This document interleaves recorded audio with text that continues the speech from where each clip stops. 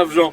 Tout temps, l'histoire était parsemée d'une multitude d'expressions et de gestes que vous employez encore aujourd'hui, mais sans vraiment connaître leur origine ou leur véritable signification. Eh bien, je vais me faire un plaisir de vous les expliquer. Allez, c'est parti!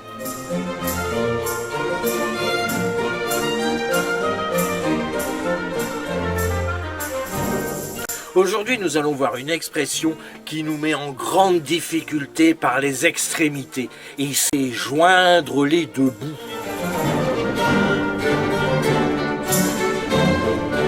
De nos jours, vous utilisez cette expression, surtout quand vous avez de grandes difficultés financières, quand vous avez du mal à terminer les fins de mois. Par exemple, l'État nous taxe à tout bout de champ, on n'en voit pas le bout.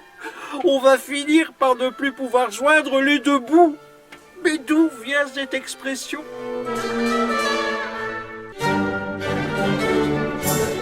Nous vient du XVIe siècle.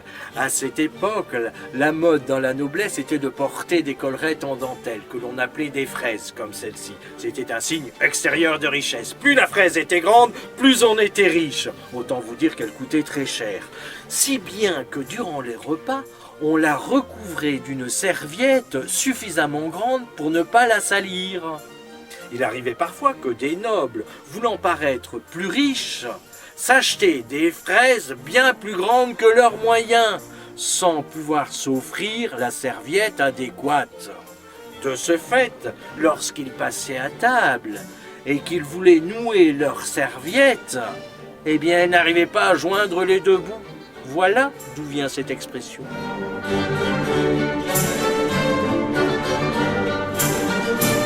Joindre les deux bouts, en somme, c'est quelque chose de difficile à faire. Mais alors, si d'un côté je tiens le bon bout et que de l'autre je n'en vois pas le bout, c'est que j'ai du mal à joindre les deux bouts. Dans ce cas-là, il ne me reste qu'à mettre les bouts et de ne pas ramener ma fraise. Allez, au revoir et à bientôt. Au revoir.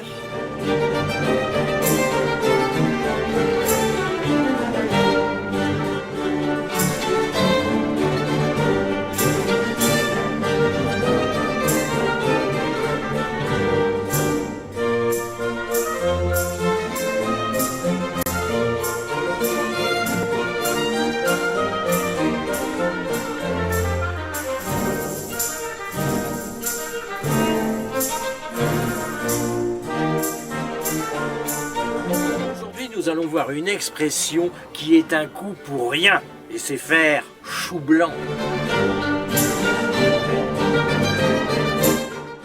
De nos jours, vous utilisez cette expression pour dire qu'une personne n'a pas atteint ses objectifs, qu'elle n'a pas atteint son but. Par exemple, si vous pensez que vous allez réussir à me faire croire que je suis né dans les choux, eh bien je peux vous dire que vous allez faire chou blanc, car je sais très bien que je sors des choux de Bruxelles.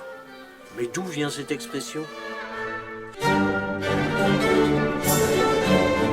expression nous vient du XVIe siècle. À cette époque, on pratiquait un sport très populaire, surtout dans la région du Berry. C'était le jeu de quilles. Lorsqu'un joueur ne parvenait pas à renverser la moindre quille avec sa boule, on disait alors qu'il avait fait coup blanc. Or, en patois berrichon, le mot coup se dit chou.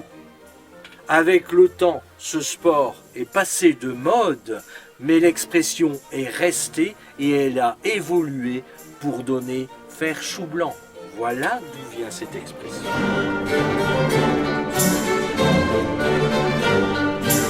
Donc, faire chou blanc, en somme, c'est faire un coup pour rien, c'est tirer à côté et ça n'a rien à voir avec le légume, qu'il soit vert, rouge ou blanc. Mais si un jour vous devez ménager la chèvre et le chou, et que la chèvre mange le chou, eh bien là, vous aurez fait chou blanc. Surtout si c'est un chou-fleur. Et il n'est point question d'en faire des choux gras. Allez, au revoir et à bientôt. Au revoir.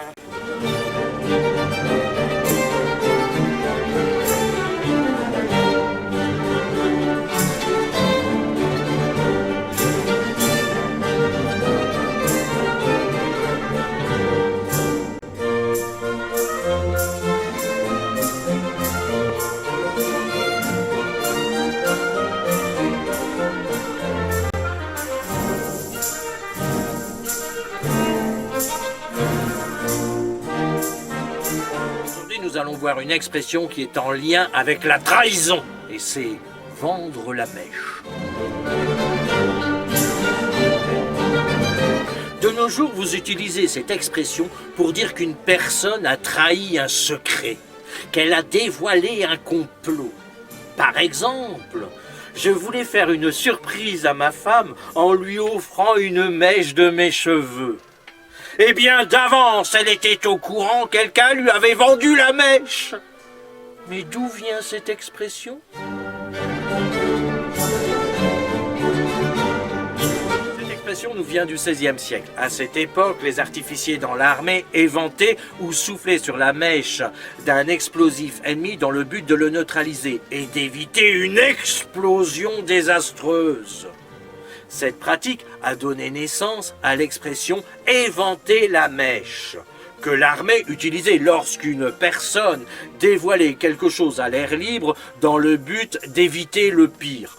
Puis, cette expression est passée dans le langage populaire qui l'a transformée en « vendre la mèche ». Cette modification provient de l'argot qui signifie, et encore aujourd'hui, trahir ou dénoncer. Voilà d'où vient cette expression. Donc,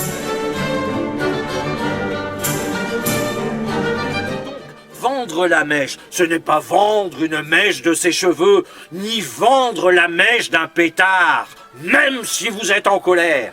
Mais c'est bel et bien trahir une personne avec qui vous avez peut-être été de mèche. Allez, au revoir et à bientôt. Au revoir.